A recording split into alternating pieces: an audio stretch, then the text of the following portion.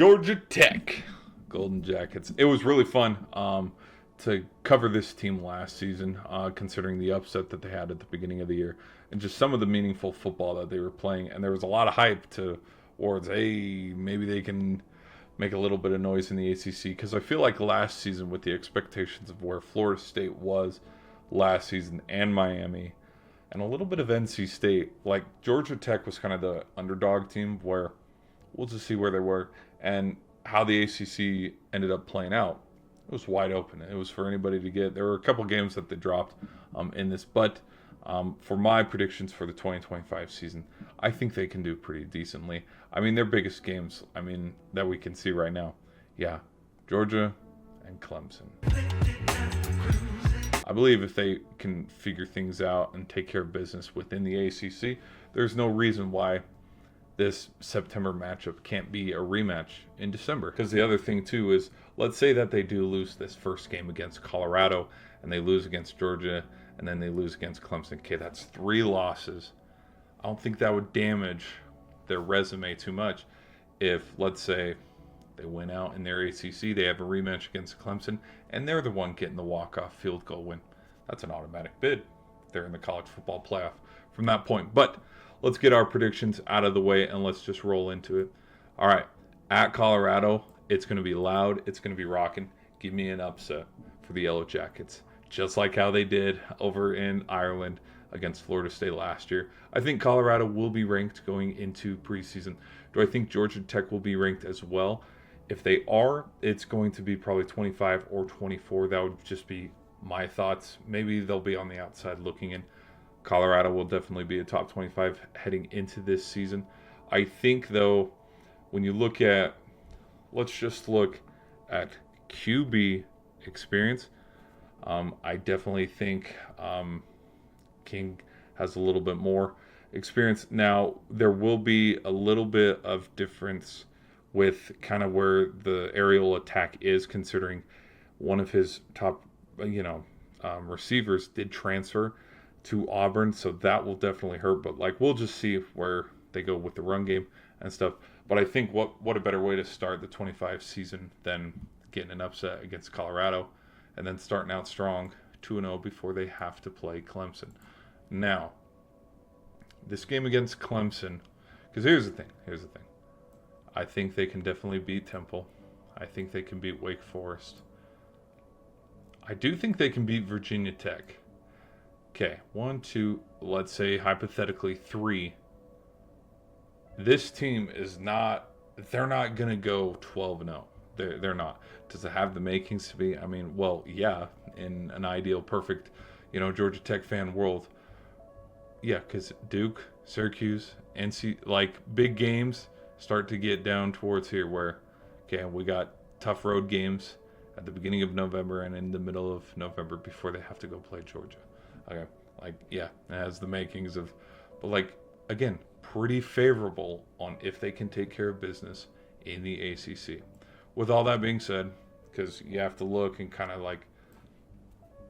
just checks and balances of the whole season, I think this is going to be a tough wake-up call.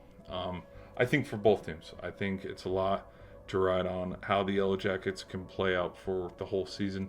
And if Clemson, after their big Week 1 game against LSU, if they can't win that game, and they don't, and then they lose to the Yellow Jackets, by the end of Week 3, everybody's already written them off because they're 1-2 up until that point. So I think this could be the makings of, okay, we got another pretty big game here against a 2-0 Georgia Tech team, and we're sitting at 1-1 if they do lose to LSU, hypothetically. I think this could be a really big game. But again, as we play this thing out, I think at Duke, because one of these is going to be an upset. One of these 4 teams is going to be an upset because I think they can beat Pitt. Definitely can beat Pitt.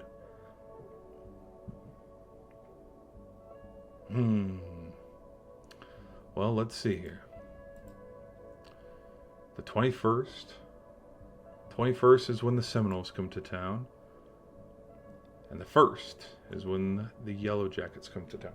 So could NC State be that team where, kind of like how Kansas was last year. And who else? Kansas did it. South Carolina did it. Where there's just one team, they have nothing to lose. They have 5 losses, 6 losses to that point. But when top 25 teams come to play them, they lose. Who is that other team that I'm thinking of? Is it Houston? Because just like there were a couple teams in the Big, or was it Florida? Like there was a team in the SEC and there was a team in the Big 12 that kind of dictated how the championship games ended up playing out. Because I know Kansas beat Colorado, and then I think Syracuse. It's Syracuse because Syracuse beat Miami, because Miami was a shoo-in to get to the ACC title game, but they didn't end up going because they lost on an upset. So with all that being said, could NC State be that team where, again, they got the Seminoles and they got the Yellow Jackets, 2 big games in the span of a 3-week, home stretch? Could NC State be that team that gets an upset? I'll say soft yes. So then we have them beating Duke, and then I'll have them beating Boston College. And so now we have a big matchup. Oh, hold on. Now do they beat Syracuse? Yeah. Yep, I'll believe in it. Yep, I think they could beat Syracuse. Okay, so up until this point, we have 2 losses, and then they're playing Georgia. This is a huge freaking game. And again, like, it has no impact on if they go to the ACC championship game or not. I think I think this game would be the game that probably keeps them out of the ACC championship game if we're going by this metric. Because they don't have the head-to-head against Clemson. And so this would probably have, with this loss, it'd probably put Florida State in over Georgia Tech, if it was going to be Clemson and Florida State. Anyways, okay, I'm going to lean towards Georgia Tech, only because of how things ended last season, where overtime, thriller, it just overtime after overtime after overtime. Carson Beck and the boys, they found a way to get it done for the Bulldogs. I think, and I don't think they've won at home since the 90s?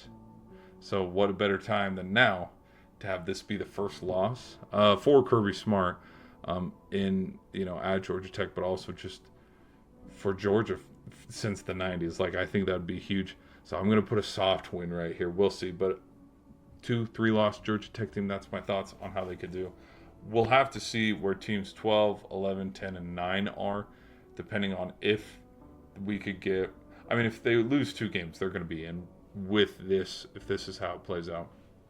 But if they ultimately have 3 losses, we'll just see if the committee does favor a 3-loss team getting in.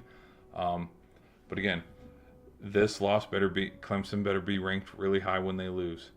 And if they beat Georgia or lose to Georgia, Georgia better be a top 3 team as well. And with that, I could see them making an argument of having, or if, like, let's say Georgia's ranked number 2 right here.